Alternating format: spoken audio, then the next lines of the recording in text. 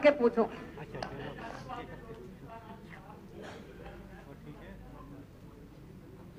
मैं तो सरकार की बात की है, जहां पर सपा की बात हुई है तो मैंने मुलायम सिंह यादव की बात की है।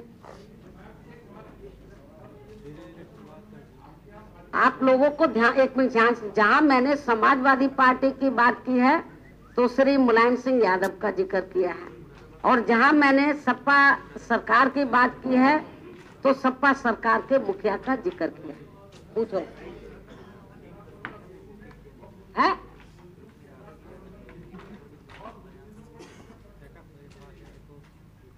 अभी इलेक्शन अनाउंस हो जाने दो, सूची जारी करेंगे तो मालूम हो जाएगा क्यों इतनी जल्दबाजी कर रहे हो। हाँ,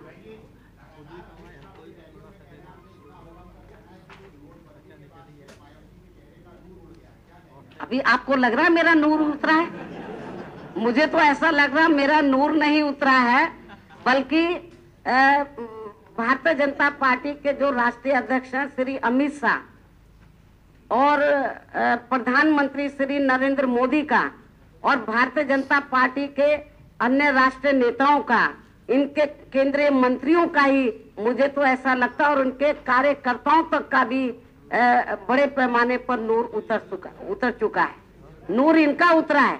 आपने देखा होगा कि जब से नोटबंदी के फैसला लेने के बाद से पूरे उत्तर प्रदेश में ही नहीं, पूरे देश में जो हाहाकार मचा है, पूरे देश की लगभग 90% जनता जो त्राही त्राही कर रही है, तो आपने देखा होगा कि अब जहां भी श्री नरेंद्र मोदी जाते हैं अपने प्रोग्राम में, आपने उनका चेहरा नहीं देखा। कितना नूर उतरा हुआ है।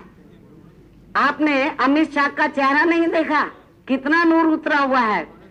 तो बीएसपी का ना तो बीएसपी का, मेरा तो छोड़ो, मैं तो अपनी पार्टी की हेड हूँ, मेरा तो कोई मतलब ही नहीं। कितने भी उतार चढ़ाव आए तो कभी मेरा नूर आपने उतरता हुआ देखा है?